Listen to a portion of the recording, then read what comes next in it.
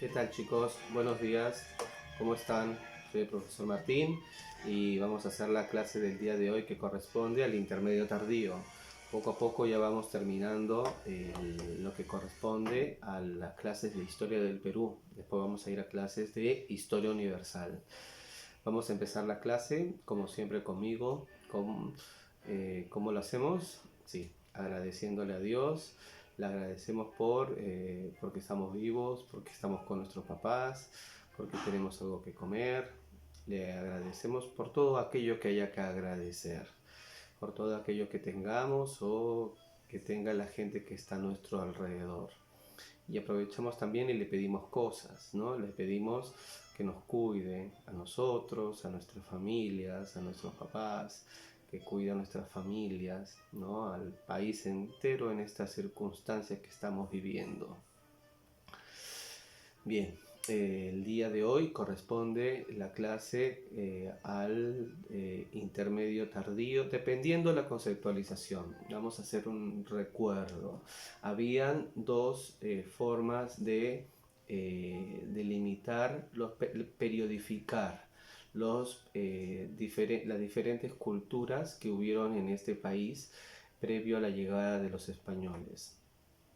Estaba la que hizo el arqueólogo John Rowe, que había visto primero el precerámico, el periodo inicial, el primer horizonte, el horizonte temprano, intermedio temprano, horizonte medio, intermedio tardío y horizonte tardío, ¿no? Después estaba lo que hizo Lumbreras. Él había distinguido tres periodos grandes que eran primero los recolectores, después de agricultores y después de industriales. En el de agricultores había visto el formativo, el de gobiernos regionales, Huari, y el de estados regionales y de ahí Tahuantinsuyo. Si estuviéramos viendo el periodo de Lumbreras, estaríamos en estados regionales, el que sigue a Huari. Pero vamos a seguir, como les dije la anterior clase, vamos a seguir la periodificación de John Rowe para estas clases, que es la de horizontes e intermedios. Entonces, solamente es para dar el panorama general y ver los diferentes mecanismos con los cuales uno está midiendo el tiempo de análisis o de interpretación para poder entender las distintas culturas. El, el intermedio tardío va a estar entre los horizontes, el horizonte medio y el horizonte tardío. El intermedio tardío también son estados regionales, ¿no? Es más o menos como lo que va a ser Lumbreras. Lumbreras va a decir que son estados regionales. Eso es, en teoría, no se contradice con la periodificación que da John Rowe, sino inclusive se complementa. A Huari sí le da todo un espacio, Tiahuanaco no aparece Huari, ¿no? Porque Tiahuanaco él lo ubica más para Bolivia y Huari para el sector de Perú. Entonces, después de Huari, en la periodificación, lo que le decía de Lumbreras, él ve estados regionales. Antes estaban las culturas regionales dentro del periodo de agricultores. Estamos industriales, ¿no? Pero como les dije, vamos a seguir la periodificación de John Rowe. John Rowe va a hablar de horizontes e intermedios. Horizonte temprano, intermedio temprano, horizonte medio, que es el que acabamos de ver. El primer horizonte estaban las primeras grandes culturas, Chavín y Paracas. Después seguía el primer intermedio.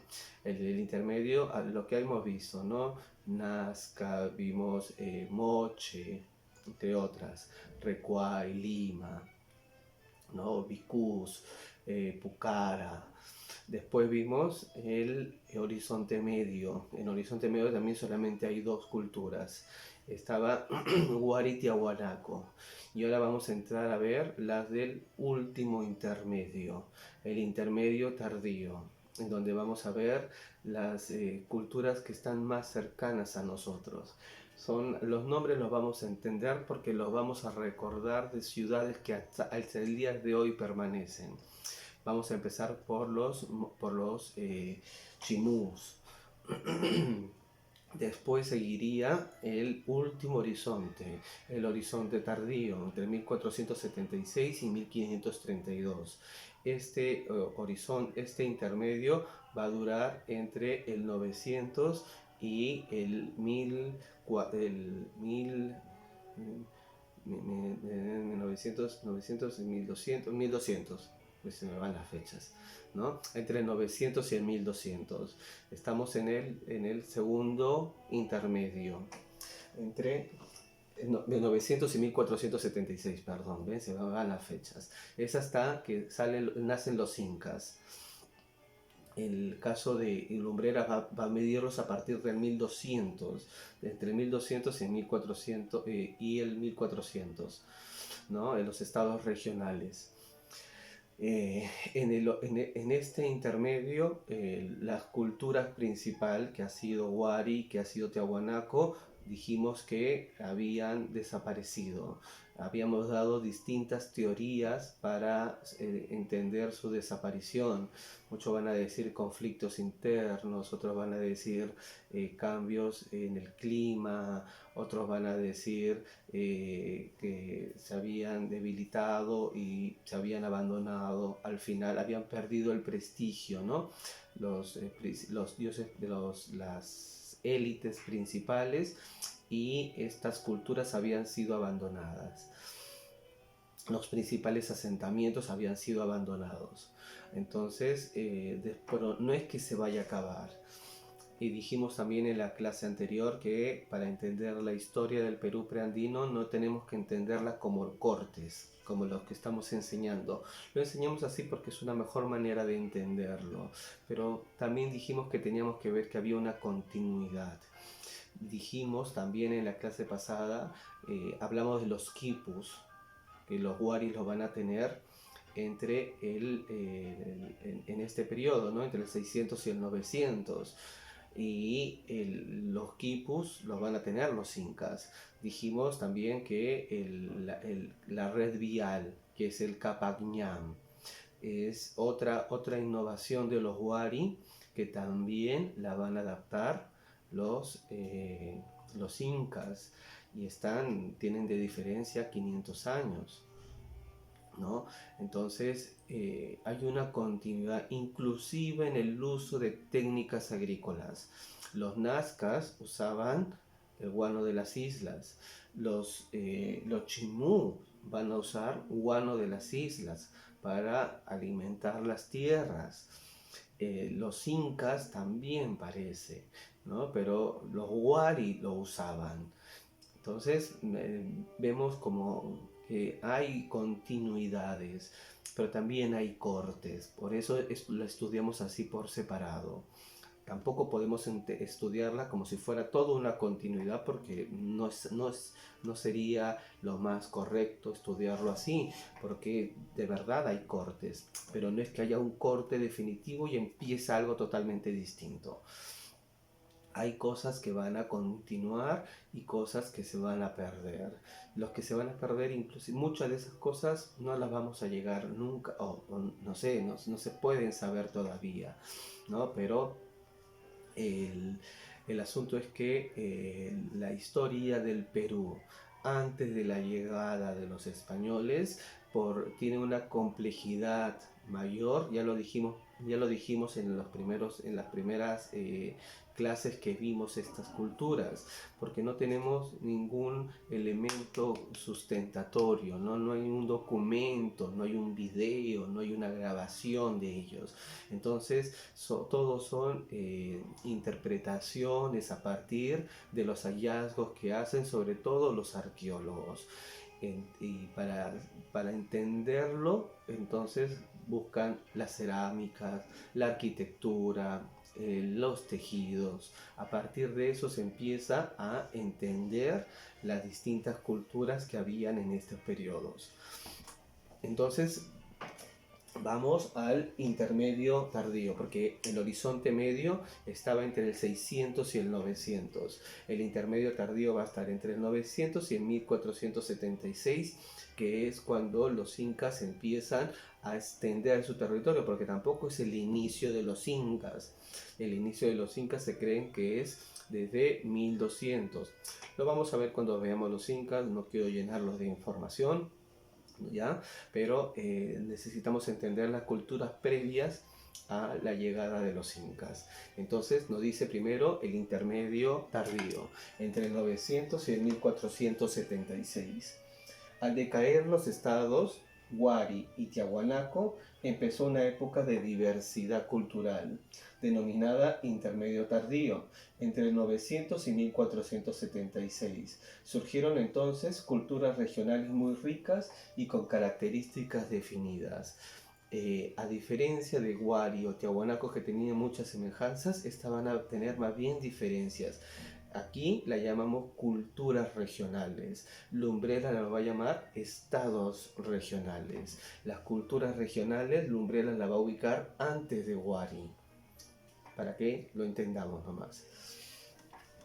Los estados regionales.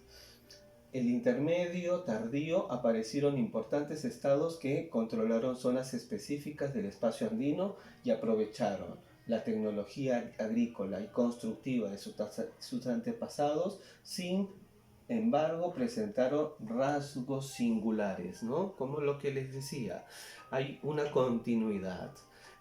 ¿Cuál va a ser la continuidad? Las técnicas agrícolas, el uso de los andenes, el uso de las cochas, el uso de los guaru, van a seguir usándolo. El uso del fertilizante, el fertilizante como el guano de las islas, que vamos a tenerlo hasta el siglo XIX, en la época republicana, que va a ser origen de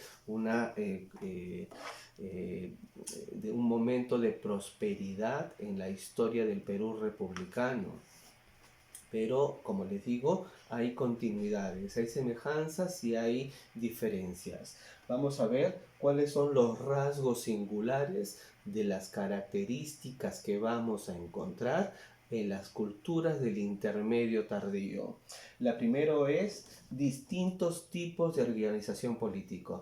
Recuerdan cuando lo veíamos en el horizonte medio, había más rasgos comunes entre ellas. Acá vemos que las culturas que vamos a encontrar en este periodo tienen distintos rasgos de organización, de cómo se va a organizar la élite, ¿no? La élite política que lo va a dirigir.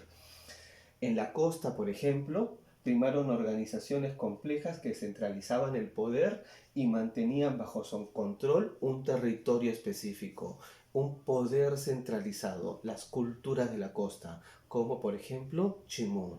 En cambio, en la sierra se formaron señoríos, dispersos y concentrados en las zonas más altas y cercanas a fuentes de agua. Son las distintas formas de organización política. En la costa, estados centralizados, y en la sierra, dispersos. Constantes guerras entre ellas. Habíamos visto también que lo más probable es que entre Huari y Tiahuanaco no hubiesen habido, así en subjuntivo de Perfecto, no hubiesen habido guerras entre ellos, y no hubiese sido una convivencia pacífica. Por esto que hablábamos de que habían en Omo, ¿recuerdan? Este lugar que estaba en Moquegua y que era límite entre Huari y Tiahuanaco, en donde las dos culturas tenían límite. En un lado estaba Tiahuanaco, en el otro lado estaba Huari. En el lado norte estaba Tiahuanaco, en el lado sur estaba Huari, y parecía que no había ningún vestigio de guerra. En cambio, en estas culturas, en estos momentos, todo el tiempo se están enfrentando, ¿no? Estos conflictos se produjeron por una necesidad de acumular recursos y en un contexto de cambios climáticos que afectaron la sierra entre los siglos XI y XIII. ¿No? También por eso es que se dice, esa es otra de las posibilidades para que Huari y Tiahuanaco desaparezcan. Había un tiempo de estabilidad, había un tiempo de abundancia, pero como ya no existe la abundancia, como ya no hay, el clima está afectando y está variando, va a haber escasez de recursos. Entonces las distintas culturas van a estar peleando entre ellas. Ese es el segundo rasgo. El primero era el distintos tipos de organización político. El segundo, las constantes guerras debido a los cambios climáticos que se produjeron en esta época. Y el tercero, la transformación en el arte. El arte chimú es alucinante, así, con ese adjetivo, ¿no? Los motivos religiosos cambiaron, la alfarería aumentó al producirse masivamente. En algunos casos va a disminuir la calidad, porque se hacían con moldes, ¿no? Al producirse masivamente con moldes, aunque esto hizo que la calidad descienda y la metalurgia alcanzó un gran desarrollo. Los moches eran, los chimúes eran grandes metalúrgicos, pero ya no se van a hacer las cosas a mano como así, una por una, sino van a poner moldes y van a hacerlas en grandes cantidades. Entonces eso va a ser, todos van a tener lo mismo, ¿no? Una chompita, todos tienen la misma chompita, ¿no? Entonces todos tienen el mismo jarroncito, todo es como igual. Entonces eso va a hacer que la calidad baje, pero igual la metalurgia va a prosperar, sobre todo en el caso, los chimús es el mejor ejemplo para verlo, pero no va a ser el único. Vamos a empezar viendo a la cultura lambayeque, que es la cultura también llamada Sican. Antes de los lambayeques recordamos que hasta este momento en este lugar se encontraban los wari. La cultura lambayeque, también llamada Sican, se desarrolló entre los años 700 y 1350. Sus antecesores más inmediatos fueron los moche y el estado wari. Recordemos que los moche estaban en el primer intermedio, ¿no? En el intermedio temprano, y los wari en el horizonte medio. Entonces ellos son sus antecesores. Por ejemplo, si quisiéramos hacer, ¿no? Por región, las culturas que prevalecieron en distintas zonas. Lambayeque, elegiríamos Lambayeque. Veríamos que en el horizonte temprano estaban los chavín. En el intermedio temprano estaban los moche. En el horizonte medio estaban los wari. En el horizonte, en el intermedio tardío van a estar los lambayeque o la cultura sicán, y después van a venir los incas, ¿no? Entonces en un mismo departamento actual podemos hacer a través del tiempo las distintas culturas que estuvieron en ese mismo departamento, ¿no? Con toda la información que ya tenemos. En un principio su capital estuvo en el sitio de Batán. Batán Grande se llamaba, pero por alguna razón desconocida los pobladores abandonaron el lugar hacia el año 1200 y trasladaron a Tucumán en la parte baja del Valle de la Leche. En este lugar vivieron hasta el 1350, años que fueron conquistados por los chimúes. Recordemos que para Lumbreras este va a ser el momento en el cual van a empezar a funcionar los estados regionales a partir del 1200. Lumbreras está mirando este momento, el 1200 como inicio de los estados regionales, pero su cerámica, para nosotros que estamos viendo a través de los horizontes intermedios, lo vamos a empezar a ver desde momentos previos, desde el momento en el que se encontraba su capital en Batán Grande. Entonces podemos darle un periodo un poco más amplio de tiempo. ¿Por qué se cambiaron de sitio? No se sabe. No sé, hay muchas cosas en este país, todo está por descubrir. Eso es lo genial de este país. Entonces, esto es donde se desarrolló la cultura lambayeque, o también llamada cultura sicán. ¿Cómo era la sociedad y la economía de los lambayeques? La sociedad lambayeque se encontraba dividida en 4 grupos. Primero va a estar la élite. La élite estaba conformada por unos gobernantes sacerdotes. Vuelvo a repetirles, para entender la palabra sacerdote en todos los escritos en todo, cada vez que hablamos de una cultura incaica, el sacerdote no tenemos que entenderlo como lo entendemos nosotros ahora los sacerdotes, estos señores que nos ayudan en la fe, están rezando todo el tiempo, sino tenemos que más bien entenderlo como los sabios. Estos señores eran los astrónomos, conocían el movimiento de los astros, cuándo debía sembrarse, cuándo debía cosecharse, entonces eso les daba una mayor autoridad, sabían, eran sabios, entonces les daba prestigio y autoridad para poder manejar poblaciones. Esa va a ser, ellos van a ser lo de la élite. Se proclamaban descendientes del fundador mítico Nailam. Ahora vamos a verlo cuando veamos a Chimuz, ahí lo voy a explicar. Al Nailam. Los administradores se encargaban de vigilar el pago de los tributos, era la Sunat, ¿no? Ahora tenemos a la Sunat, que es la que se encarga de administrar los tributos. En esta época ellos también tenían, pero no había moneda, recordemos, no había moneda, no había mercado como lugar de intercambio, lo que había era el trabajo que ellos ejercían. ¿Cuál era la principal actividad económica? Agricultura, ganadería. Entonces, ¿qué es lo que pagaban? Con los excedentes que tuvieran de la agricultura y de la ganadería. Después de los administradores, primero estaba la élite, que eran estos sacerdotes gobernantes, estaban los administradores, después estaban los artesanos, eran unos grandes artesanos, los lambayeque, la cultura sicán. Los artesanos estaban especializados en producir bienes de lujo para la élite local y lo intercambiaban con señoríos vecinos. Vuelvo a repetirles, no había moneda. Entonces, ¿qué es lo que hace? Trueque, ¿no? Tú me das y yo te doy. Y ellos necesitaban algo, lo cambiaban. En especial usaban para intercambiar la concha del Spondylus, que era una concha que estaba en el Ecuador. Esta era como un elemento que va a estar desde la época de los Chavín.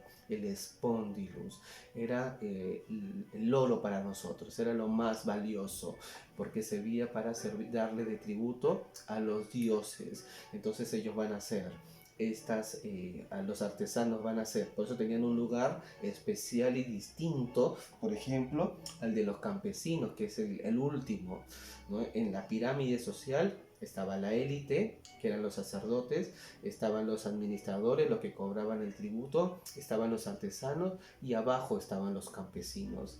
Estos artesanos, pues, el trabajo de ellos va a servir para intercambiar lo que ellos hacían, por ejemplo, para recibir estos espóndilos, que todo el tiempo también los vamos a ver en todas las civilizaciones pre-colombinas, pre-españolas. Y al final se encontraban los campesinos, que eran los que trabajaban y los que producían los excedentes que se necesitaban para darle a los... Porque si alguien estaba trabajando y alguien no estaba trabajando y podía sobrevivir es porque alguien estaba trabajando para él, ¿no? Entonces, estos campesinos producían excedentes y se los daban a la élite, a estos gobernantes sacerdotes, a los que se encargaban de recolectar los excedentes, a los administradores y darle a los artesanos. Así subsistió esta cultura, esta era su distribución social. La economía se basaba en la agricultura intensiva por irrigación.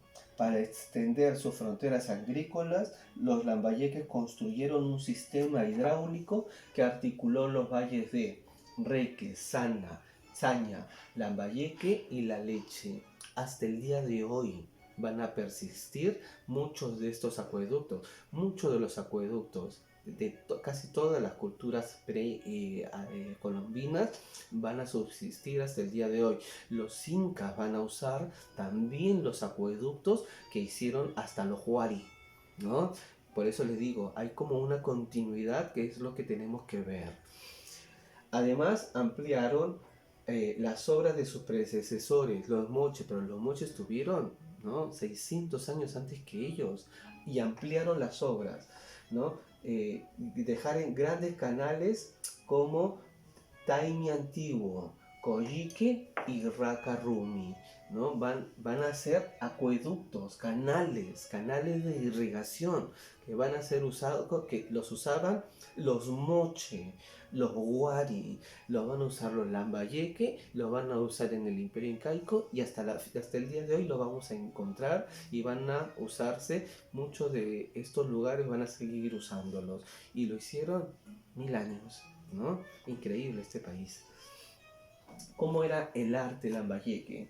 Los lambayeques sobresalieron en la arquitectura. Su principal complejo fue Batán Grande. Batán Grande fue la primera capital donde estuvo en un principio ubicada la cultura lambayeque, recordémoslo, desde donde controlaba la producción de objetos de metal y coordinaba el intercambio de artículos de lujo con otras zonas.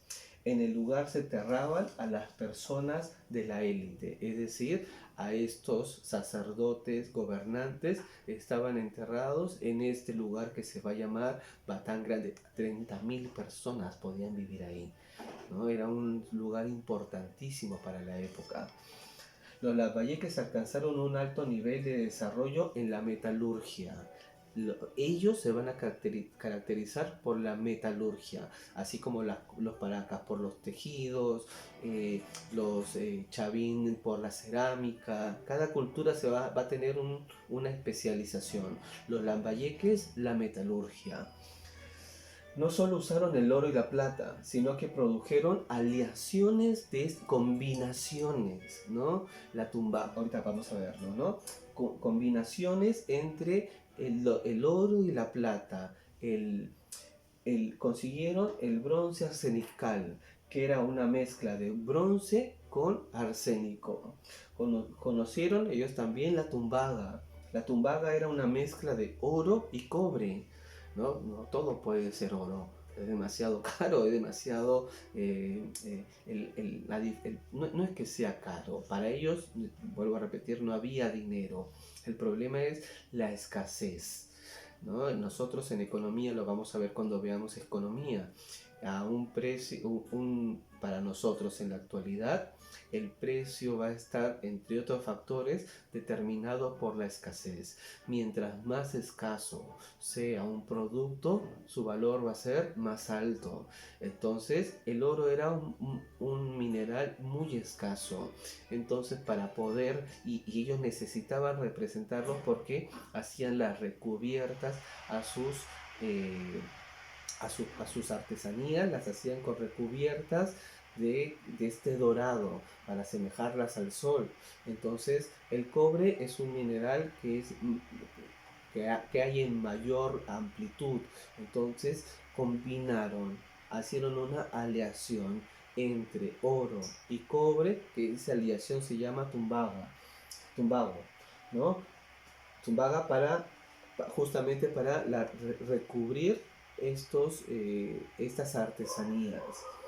Los artesanos usaban técnicas muy refinadas para fabricar ornamentos.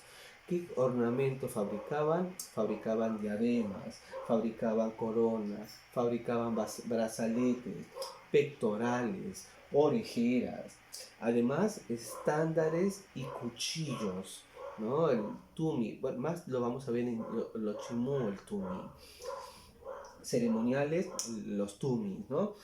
En cerámica, la figura más representativa es el Huaco Rey, o el dios Nailán. Es el dios del cual ellos pensaban que descendían. Es una figura antropomorfa con alas, ojos almendrados, aretes, tocado y collares. Es para ellos el dios del cual descienden. ¿De dónde viene? Desde el mar. Ellos también tienen una mitología de origen, así como nosotros hemos estudiado en la primaria los mitos fundacionales del imperio incaico. Está el mito de Manco Cápac y Mama Oyo, y está el mito de los hermanos Aya. En ambos mitos, estos personajes van a salir del lago Titicaca, pero son hijos del dios Sol. Ellos también van a decir lo mismo. Son sus mitos fundacionales. En sus mitos fundacionales van a decir que ellos descienden de este dios primigenio que se va a llamar Nailamp. ¿De dónde vino? Del mar. Siempre salen del mar, ¿no? En el caso de los andinos, en el caso del imperio del Tahuantinsuyo van a salir, perdón, siempre salen del agua, ¿no? En el caso del Tahuantinsuyo van a salir del lago Titicaca, y en el caso de los lambayeques o de los chimús van a venir desde el mar, y a partir de ahí van a formar su imperio. ¿Por qué? ¿No? ¿Por qué? Porque son culturas que se van a desarrollar en este ambiente, ¿no? Entonces, la primera, la que hemos visto, es los lambayeque. Ahora vamos a ver otra cultura. Son distintas. Recordemos que acá estamos en estados regionales. Son culturas distintas que se van a dar en un mismo periodo de tiempo. La cultura chimú, entre los estados regionales va a sobresalir Chimú, que llegó a dominar gran parte de la costa norcentral peruana. Se desarrolló entre los años 900 y 1470, ¿no? Cayó conquistado por los incas. Los chimú van a conquistar a los lambayeque, y después los chimús van a ser conquistados por los incas. El año 1470, cuando va a empezar la cultura, los incas ya empiezan a extenderse, ¿no? Empiezan a ganar más territorio. Eso lo vamos a ver, los incas vamos a verlo todo el año que viene. Este año solamente vamos a quedarnos aquí, en las culturas del intermedio tardío. Vamos a terminar con las culturas del intermedio tardío, y vamos a ir después, y de geografía, y vamos a ir después a historia universal. Pero antes de entrar a al imperio del Tahuantinsuyo, tenemos que entender bien lo que estuvo antes. Para poder entender a los incas, hay que entender lo que estuvo antes de los incas. El origen y el desarrollo histórico. El origen del reino Chimú está ligado a la historia de un personaje mítico llamado Takainamo, quien habría llegado desde el mar para fundar la dinastía que gobernó el reino desde su capital. Este es el igual, ¿no? Mitos fundacionales. Estos culturas van a pensar que van a llegar desde el mar, van a ser hijos de dioses, y eso es lo que le va a dar también un realce a su cultura. Chan Chan es la capital, es una ciudad de barro, es la ciudad de barro más grande del mundo. Es increíble, los azulejos de esta ciudad son bien interesantes. El desarrollo de este reino tuvo dos etapas. La primera etapa va a estar entre el año 900 y 1300. Comprendió la expansión hasta el valle del Jequetepeque. Ya lo recuerdan, lo vimos el año pasado, lo vimos en la clase de los moches, el valle del Jequetepeque. Están en el mismo espacio geográfico, solo que en otro momento, en otro momento de su historia, pero el espacio geográfico es el mismo. Por el norte y el valle del Virú, Moche Chicama Virú. Recuerda, Moche Chicama Virú. Eran las culturas de Moche, ¿no? Moche también va a llegar en un momento hasta el valle del Jequetepeque. Después, la segunda etapa. A ver, un momento.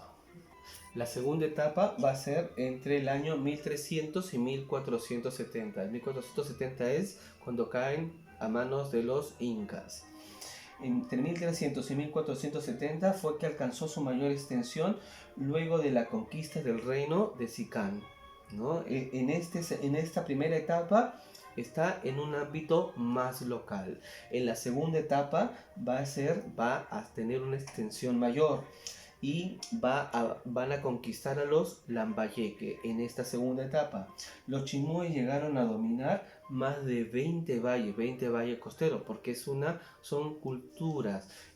Vamos a entender a los intermedios como culturas en donde donde se van a desarrollar en un espacio más circunscripto, ¿no? En un espacio más local, tanto en la costa como en la sierra. Todas las culturas de los intermedios se van a desarrollar o en la costa o en la sierra. En cambio, en los horizontes se van a desarrollar costa y sierra, ¿no? Son ámbitos panandinos. Entonces, la segunda etapa de los Lambayeque, de los Chimúes, van a estar en un espacio mucho más amplio. La organización económica y social de los chimúes. ¿Cómo se estaban organizados los chimúes económica y socialmente? Los chimúes incorporaron regiones para abastecerse de recursos de subsistencia y abastecer a sus santuarios.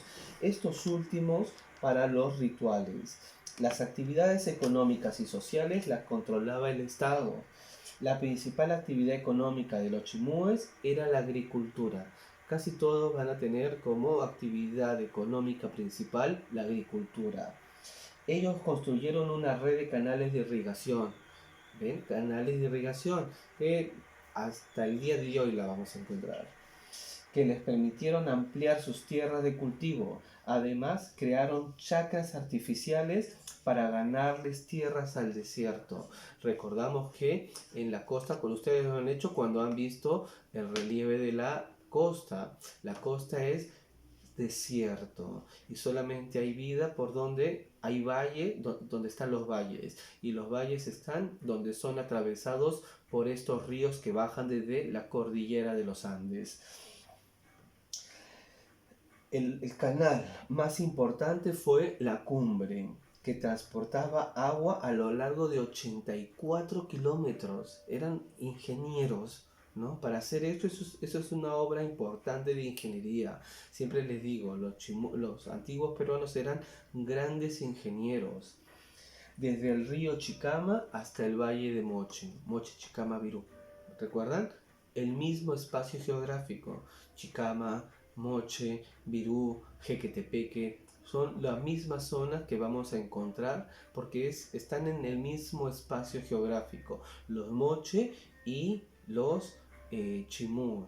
Los Chimúes van a ser herederos de los Moches.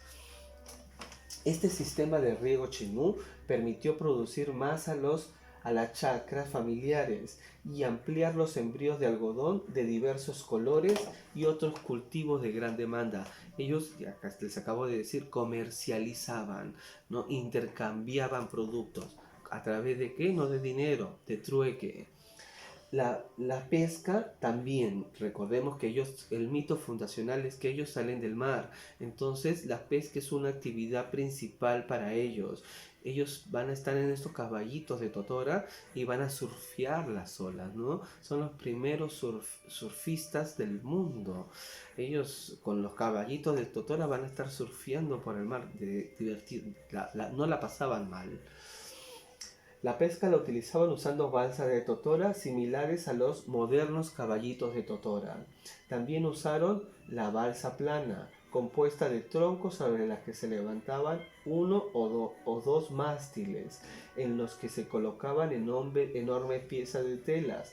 Estas embarcaciones podían ser bastante complejas e incluir una cabina donde se guardaba la mercancía.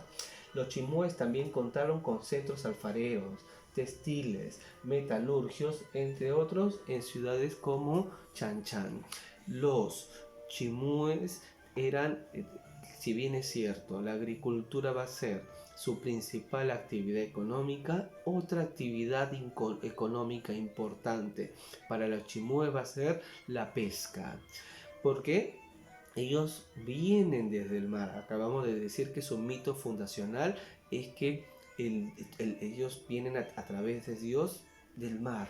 Entonces, El mar va a ser para ellos una fuente de sustento, va a ser un lugar donde van a interactuar, van a pescar, van a fabricar en estos caballitos de totora, pero no tan solo los caballitos de totora, van a ser embarcaciones, pequeños barquitos, y en esos pequeños barquitos van a recoger los pescados, ¿no? Los peces que le eran necesarios para su alimentación. Muchos dicen que ellos van a inventar el ceviche. Aquí es donde se va a inventar el ceviche. La sociedad chimú era gobernada por, eso lo dice una cocinera importante que habla sobre los chimús. La sociedad chimú era gobernada por una élite militar expansionista, ¿no? Aquí era, en los casos de los Sipán, eran unos sacerdotes guerreros, ¿no? Unos sacerdotes, gobernantes sacerdotes. En cambio, estos sí eran militares, estos eran guerreros. Una élite militar expansionista cuyo líder era un monarca descendiente del fundador mítico de su reino. ¿Quién era el fundador mítico de su reino? El fundador mítico de su reino era... ¿Dónde está?